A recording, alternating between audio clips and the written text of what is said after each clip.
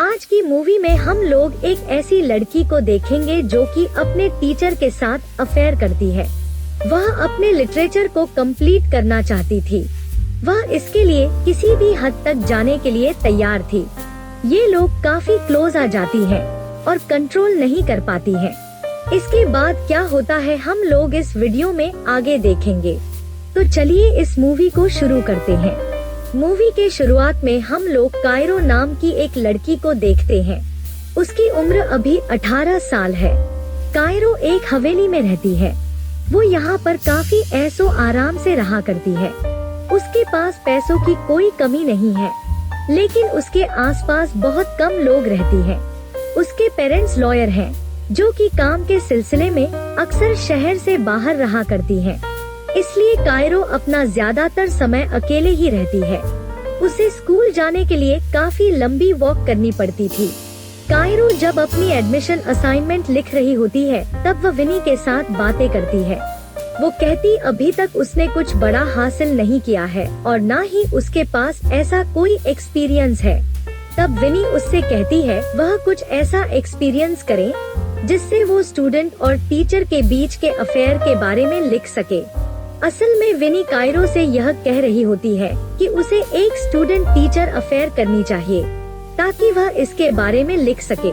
तभी कायरो यह चर्चा करती है क्या वनी मिस्टर फिल्मोर के साथ घपाघाप करेगी या नहीं, क्योंकि विनी तो एक लेस्बियन है।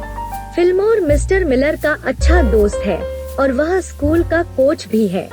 इसके अगले दिन हम लोग कायरो के स्कूल में देखते हैं, जहां उसने क्रिएटिव राइटिंग क्लास को ज्वाइन किया था। यहाँ पर कायरो पहली बार मिस्टर मिलर से मिलती है। मिस्टर मिलर काफी शांत स्वभाव के होते हैं और वह एक नॉर्मल इंसान थे, लेकिन कायरो ने इस क्लास को सिर्फ मिस्टर मिलर के लिए ज्वाइन किया था, क्योंकि वह जानती है वो एक पब्लिश्ड ऑथर है और वह अपने आप को भी राइटर मानती है। कायरो यहाँ बताती है उसने इस कोर्स के लिए बहुत सारी बुक्स को पढ़ा है। मिस्टर मिलर को कायरो की बातें काफी अच्छी लगती हैं। यहाँ ये दोनों एक दूसरे से काफी बातें करते हैं। यहाँ मिस्टर मिलर को यह जानकर हैरानी होती है कायरो का घर लवल हिल है, जो कि जंगल के बीच में बना हुआ एक मेंशन है। मिस्टर मिलर यह कहती है वह ऐसा सोचते थे जैसे उस घर में सिर्फ भूत रहा करते हैं। ये लोग यहाँ पर बातें कर ही रहे थे, तभी कायरो की बेस्ट फ्रेंड विनी यहाँ आती है।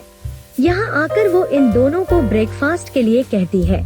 जब कायरो और विनी ब्रेकफास्ट के लिए जाते हैं, तब मिस्टर मिलर कायरो के डेस्क पर रखे हुए किताबों को देखता है। कायरो के बुक्स को देखकर मिस्टर मिलर उससे काफी इम्प्रेस होते हैं। इन किताबों में से उसकी एक अपनी किताब भी होती है, जो कि मिलर ने अपनी टीचिंग कैरियर के लिए लिखी थी। मिलर को यह सब देखकर काफी अच्छा लगता है। कुछ देर के बाद मिस्टर मिलर अपने घर में आती है और वह यहाँ आकर अपने वाइफ के साथ इंटीमेट होती है।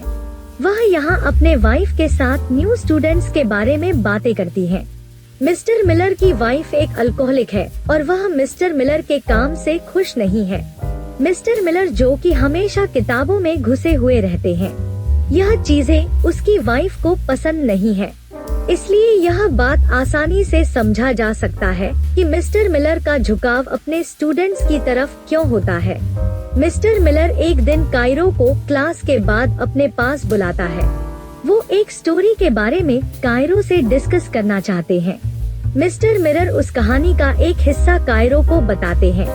कायरो यहाँ उनकी कहानी को और भी अच्छी तरह से पेश करती है। ये लोग कहानी में इतना ज्यादा अंदर घुस जाते हैं कि इनकी बातें इस तरह से हो रही थी जैसे ये लोग एक दूसरे के साथ इंटीमेट हो रहे हो। इनके रोमांटिक बातों के बीच में अचानक विनी यहाँ आ जाती है और वह कायरो को लेकर घर निकल जाती है। कायरो एक पोएट्री रीडिंग के लिए टाउन जाती है, जहाँ मिलर को भी जाना था। कायरो भी यह चाहती थी कि मिस्टर मिलर यहाँ आए। कुछ देर के बाद मिस्टर मिलर भी यहाँ आते हैं। ये लोग एक दूसरे के करीब में बैठकर एक पोएट्री सुनते हैं। कायरो यहाँ पोएट्री सुनते हुए काफी इमोशनल हो जाती है। इसके बाद यह लोग बाहर निकलकर इस बारे में काफी बातें करती हैं। यहाँ ये लोग सिगरेट पीते हुए एक दूसरे के साथ सिगरेट शेयर करती हैं। इन दोनों के बीच में इंटीमेसी बढ़ती जा रही थी। कुछ देर के बाद मिलर फिल्मोर से मिलता है।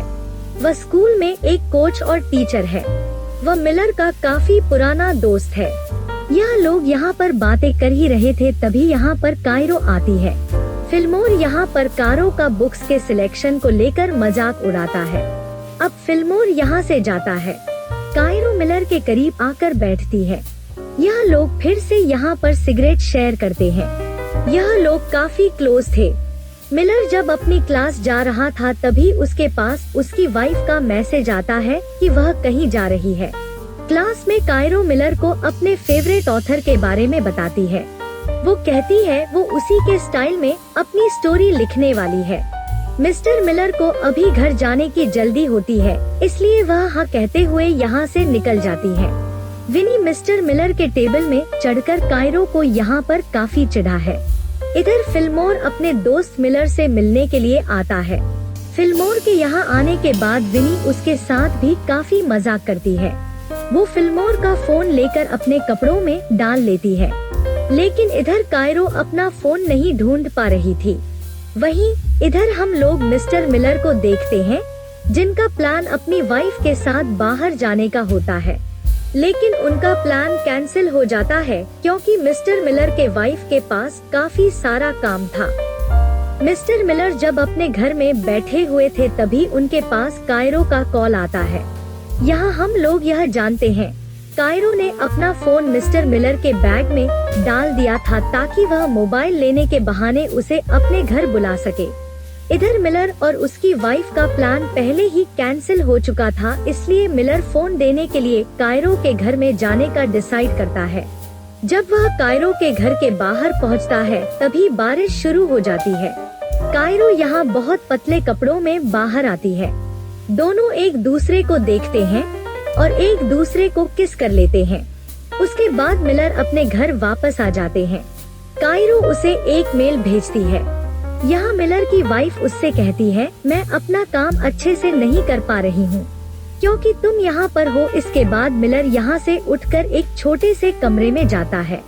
यहाँ मिलर कायरो की भेजी हुई स्टोरी को प्रिंट करके पढ़ता है। वो एक एडल्ट स्टोरी होती है जहाँ कायरो और मिलर की तरह एक स्टूडेंट और टीचर के बीच में अफेयर होता है।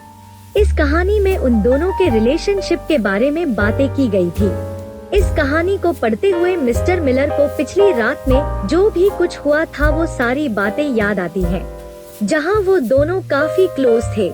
मिलर कायरो की स्टोरी को पढ़ते हुए काफी एक्साइटेड हो जाता है।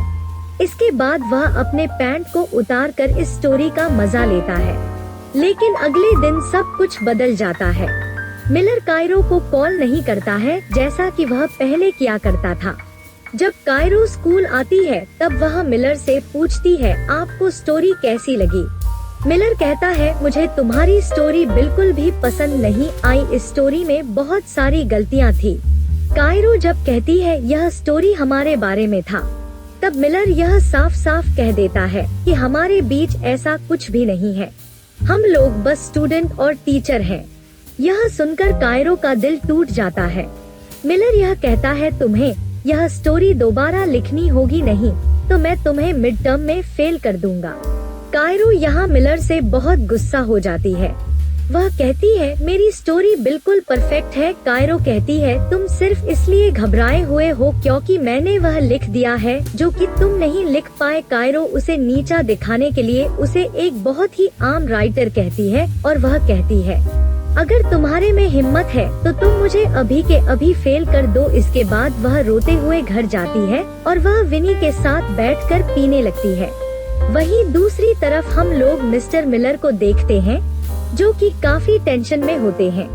यह देखकर उनकी वाइफ उससे पूछती है, क्या हुआ है? मिलर उसे कार की लिखे हुए कहानी के बारे में बताते हैं। इस कहानी को सुनकर उसकी वाइफ भी एक्साइटेड हो जाती है। यह लोग यहाँ जैसे ही कुछ करने वाले होते हैं तभी यहाँ पर फिल्मोर आता है। मिलर फिर से परेशान हो जाता है।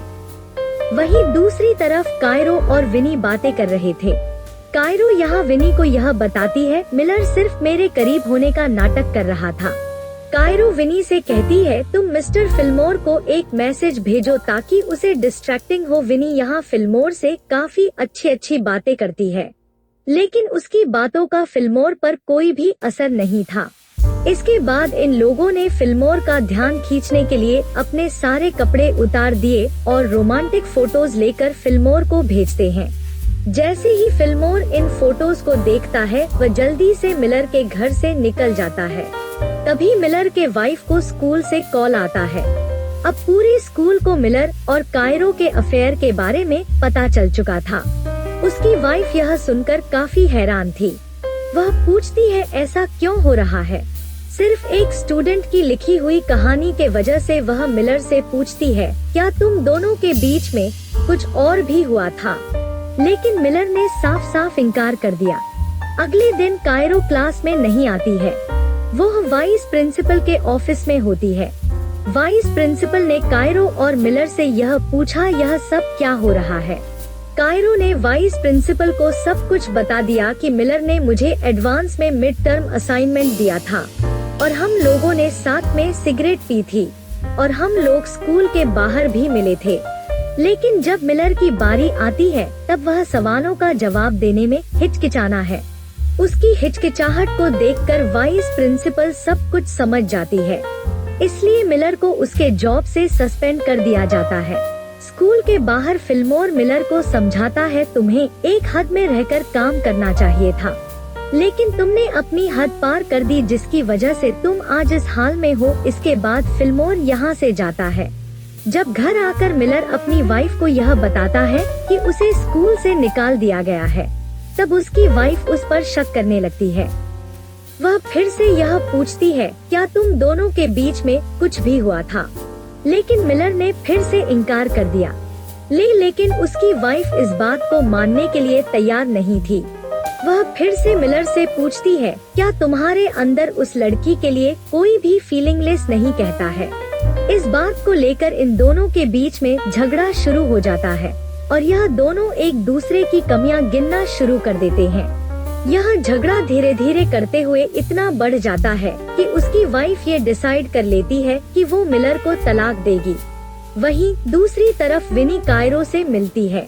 वो कहती है तुमने जो भी कुछ किया उससे मिलर की जॉब चली गई, लेकिन कायरो को इससे कोई फर्क नहीं पड़ता है। कायरो कहती है मिलर ने मुझे कम समझा था और अब उसे पता चलेगा कि मैं कौन हूँ। कायरो ने मिलर के साथ ऐसा करके इसे अपनी सबसे बड़ी जीत समझी। कायरो कहती है अब ना तो मिलर के पास कोई जॉब है और ना ही उसकी वाइफ है, क्या वो अब कुछ भी लिख सकेगा। इसी पॉइंट पर यह मूवी खत्म हो जाती है। असल में मिलर ने जब कायरो की कहानी को नापसंद किया था, उसी वक्त कायरो ने मिलर से बदला लेने का ठान लिया था और वह अपने बदले को लेकर किसी भी हद तक जाने के लिए तैयार थी। उसने मिलर को जॉब से निकलवा कर और उसकी बीवी के साथ तलाक करवा कर मिलर से अपना बदला ले लिया था। कायरो के बदले के साथ यह मूवी यहीं पर खत्म हो जाती है। इसी तरह की मूवीज के लिए आप हमारे चैनल को सब्सक्राइब करें। मिलते हैं अगले वीडियो में।